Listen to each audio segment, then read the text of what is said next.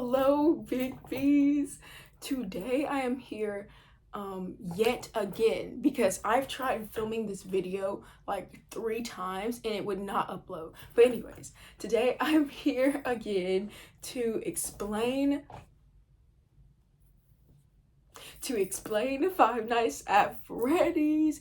And I'll be giving you guys a rundown of the timeline, but as you can see in the title, it will be 15 minutes. So this will be like a very simple, like anybody can understand timeline, because I know that a lot of you guys are probably here because like you don't want to sit through like the hour-long timelines that there are, and you just want to be able to know a little bit of the lore so you can understand the games, understand the movie. And so yeah, that's what I'm here for. FNAF stands for obviously Five Nights at Freddy's, and this is a game series where you play as like a pizza, you play as a night guard in a pizzeria. And like at night you have to escape these evil animatronics. And so yeah, so that's the rundown. It's not anything else, it's a game. This is all based on a series of about 7 or 8 games, I think. So yeah. And also, I will not be including any of like the security breach lore because I don't think it really has anything to do with all the rest. Like I think security breach is like its own entity. So yeah, we will not be talking about security breach. At first, this completely all started with this show called Fredbear's Singing Show, and this was where young William Afton, or like Purple Guy is what he becomes, but where young William Afton gets the idea for Freddy Fazbear because he sees this dancing and talking bear at this show that they basically have. And like he just sees this bear and he's like, okay, I want to emulate that.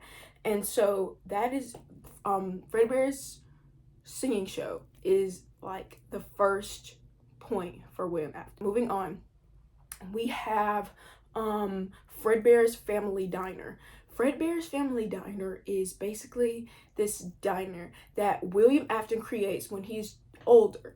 And so he's out of this house, he's very smart, very skilled at what he does, and he creates Fredbear's Family Diner, and it's basically kind of like a play on Fredbear's Singing Show, except for it is not a real bear, it's now suits of 2 people. There's Fredbear and there is Bonnie the Yellow Bunny. And now the important part about these suits is that they are like sewn, so they are not animatronics. There's no metal or parts inside of them. It's all just a human performing in a costume. So kind of like Chuck E. Cheese-esque, because it's not like an animatronic that moves and like AI that just thinks on its own. It's just a human. So even though Fredbear's Family Diner got William a lot of money and it made him really happy, it made him really happy, he was not quite happy because he had this idea to just create a freestanding animal that could just move and talk on its own. He wanted to create life. And I know that sounds horrific, but that is what this is all kind of based on. William Afton has just like a hunger for creating life. This keeps on, and Fredbear's Family Diner, it works very, very well. And after that, another company sees the success of William's idea, and so that is where you get Chica's Party World, which was created by Henry Emily, as far as I know, because like things keep changing in the lore. But anyways, but it's the exact same thing that William did with Fredbear's Family Diner. It's just done better. So Henry technically steals Afton's idea and creates his own pizzeria. His lineup were all these like farm animals that we know as the mediocre melodies. They are much better than William's versions of like the animals because they are able to move and they're able to talk and like do all of that on their own. They were able to have like almost life through their parts, unlike at William's Diner where they weren't, like they couldn't, because it was just a human in the suit. And so they were powered by battery pack. And William saw this idea and he was infuriated, guys. Like, William was upset. This was the first, like, I think the first nudge into William hating Henry and like wanting to get revenge on him in the future. After that, William's company starts to go down. Like, Fredbear's Family Diner, even though it was doing great in the beginning, because of the introduction of Chica's Party World, it has a big competitor and it loses its business, and eventually, unfortunately, it does go bankrupt. So this obviously causes William such mental turmoil. Anyways, there's someone who buys him out of this bankruptcy though, and that is Henry Ameill.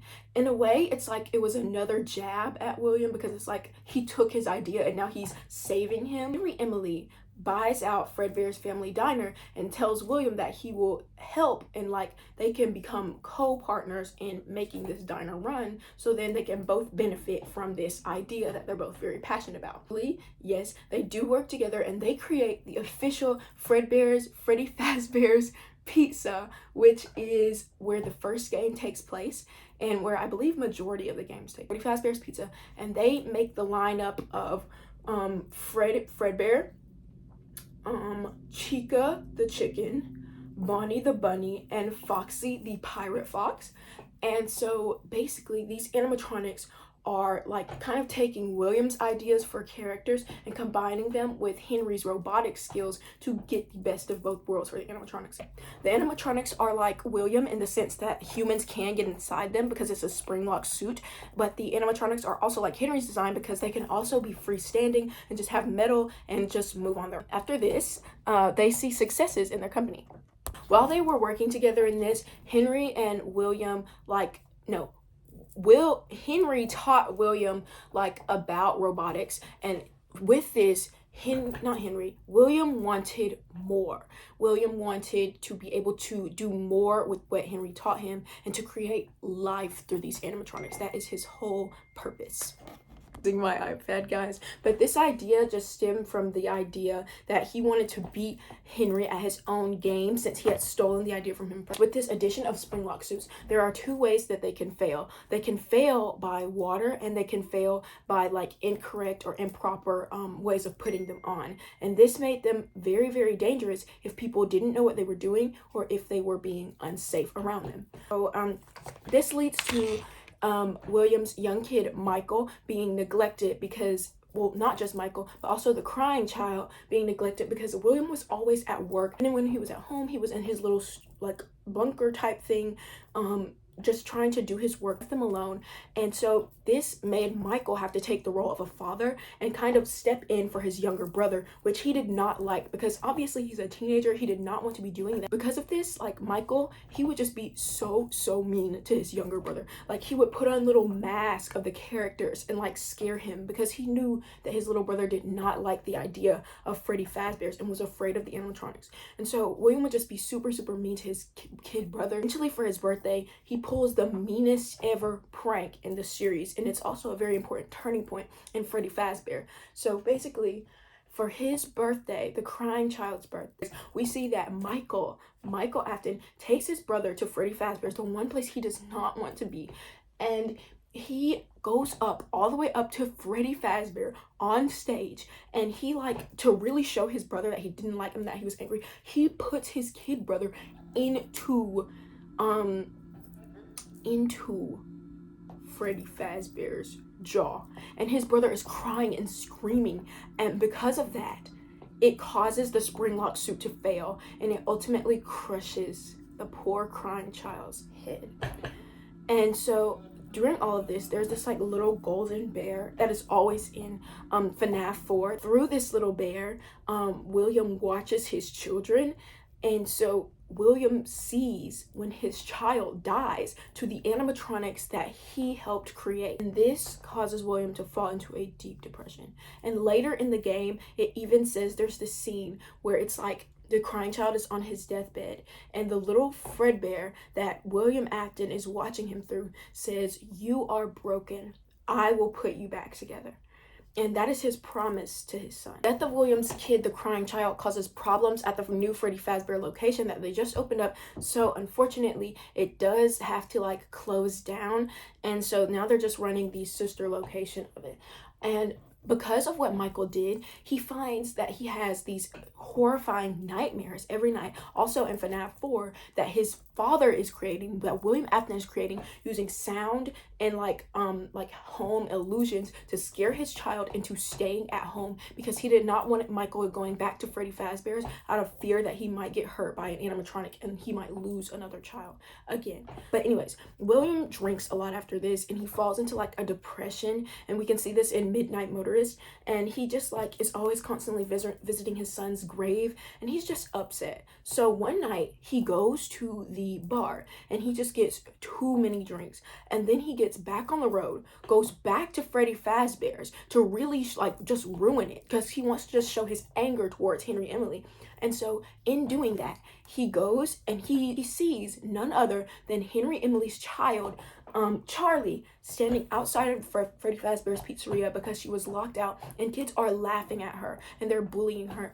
And William sees this, and instead of being a nice, kind person like she would have needed, he instead takes Charlie, Henry's child, and attacks her and kills her, because he wanted an eye for an eye with Henry, because after all, it was his part of the animatronic that failed and caused his child to die. Through this all, the marionette, the puppet that Henry created to protect the children after what happened to William's child, sees Charlie get attacked.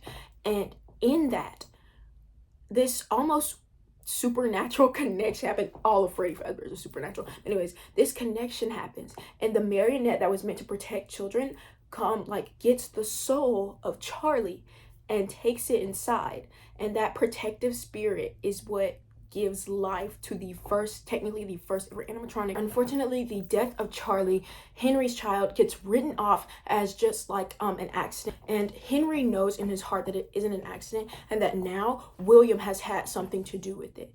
So after that, he, in a fit of rage, closes down all of the Freddy Fazbear's pizzas, all of what William really loves, to really get back at him for hurting his child. So for 2 years, it's shut down, and like William, he just gets depressed. And so he creates, in these 2 years, his own company, his own robotics company called Afton Robotics, and he spends all of his time downstairs, like in his bunker that he's created, which is truly the sister location, where we learn what happens to Elizabeth, under this little bunker that William has in his house that he never comes out of. And like that can be seen in the little television type show thingy that happens in FNAF 4. There is like these like different animatronics, and these are the fun time animatronics.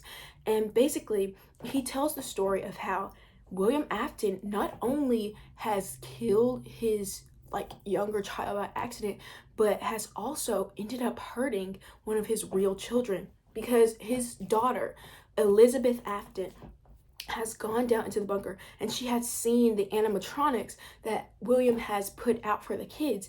And these animatronics are like sweet and nice, and they're made to like pull children in, because William was not done with his killing spree. Unfortunately, he was still out for blood. He had just got a taste of what it felt like to just go completely loose. And so he created animatronics solely for the purpose of attacking poor children. And so one of these animatronics was Circus Baby, which is there. And so she had this function where she would like give children ice cream, but instead she would take them in and like put them in like the stomach capsule, I guess, and like take them in and like basically kill a poor kid. And Elizabeth Afton was just so drawn to her because she looked just like her, and she was inspired by her, and she was just like, I want to play with her, I want to play with her too. And William continuously said no and kept her far away from her. But eventually she one day snuck in and she saw Circus Baby, and she started playing with her. And unfortunately, Circus Baby went into her attack mode and got poor Elizabeth and took her in and killed her, which caused the transfer of Elizabeth's soul into Circus Baby. Prior to Elizabeth's death, when Freddy Fazbear's was still running, in the spring bunny suit that William had created in the first one, this suit is very important. William kills 5 children at the like second Freddy Fazbear location, and these children are known as the 5 missing children. They are like there's nowhere for them to go.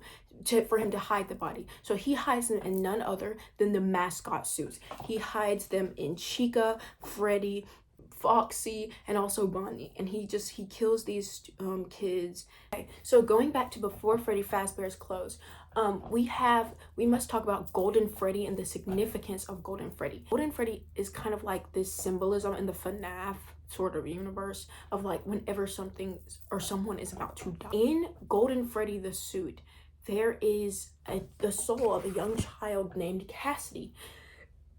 And they're in there because this is when William Afton, like when he kills the 5 children, and he just goes crazy. And so for the 5th child, notice how I said just 4 suits. The 5th child got Golden Freddy, and the 5th child was Cassidy, and he just William was so brutal with Cassidy. And basically this caused her to die, and he hid her soul in the Golden Freddy suit, and her soul had the most vengeance because of what William did. Going back to the sister location era, William Afton eventually, when Michael gets older, he gives him the access to the bunker that he built Afton Robotics in, and in this Michael puts in this code, which I believe is the year that his son died. But anyways, he's allowed to go into the bunker. And in this bunker, it leads to the sister location, like stadium or like location. I don't know. But in here, basically, these animatronics are like the fun times. Because Elizabeth Afton is already in the soul of Circus Baby, Ballora has the soul of William Afton's wife. But anyways, so because his sister is in the soul of Circus Baby, she like guides Michael throughout exactly what is happening in that bunker and tells him about all the evil things that William has done and all the evil things about like that location, and how they have this like scooping room, which is in the beginning when he was like, you are broken or whatever, he knew that he could give people life through animatronics. So he would kill these kids to try to get their souls out, and that is what the scooping room is for. So William wanted to do this because he wanted to have a real living animatronic. By the end of this, Michael just feels like awful, and his father in a way like tries to make his son play the role of him, and it just causes Michael to just go down and down and down and down. And yeah, this is all because of William. So fast forward to later in the timeline. So after being in this like room and in this bunker, Michael begins to realize that his father is behind everything, like behind the nightmares that he got when he was a child, behind why he feels so awful, and he just begins to just absolutely hate his father. And so he knows that the one way to get back at him is to find out the truth. He goes back to the Freddy Fazbear locations as a night guard, and he like tries to watch the animatronics and just see what his father had really done to them. Animatronics eventually they just they just thought that he was one of them because of how scary and horrifying looking he was. So to truly find out what his father had did all this time, Mike went back to all these locations just watching these animatronics work, just to see the damage that had really been done. Eventually, he stumbles upon this place called Fazbear's Frights. Fazbear Frights was essentially like this franchise that sort of made like a game and like an escape room-esque type idea out of all the tragedies that happened at the Freddy Fazbear's location. Eventually, Mike started working there, like seeing it through these fake animatronics. But eventually, he stumbles upon a real one. The real one in this sewed up William-styled golden yellow Bonnie suit. Springtrap is his father, William Afton, who he is faced with. Springtrap saw Michael at the location of Fazbear's Frights.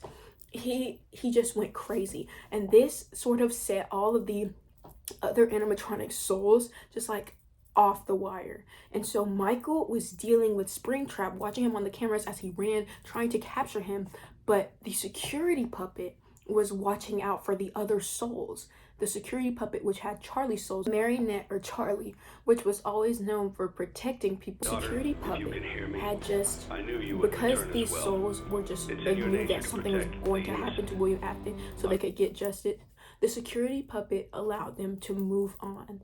And in a way, the Marionette released their souls from the building and from the animatronics so that they could be happy and they could just go to heaven. Because yeah, in this, Michael felt that his like all these kids had been released, and that he had been released, and that in that his little brother had also just been released from everything, from all of William's trying to create life and all of his poor victims through just like his twisted desire to be better than Henry had finally been over.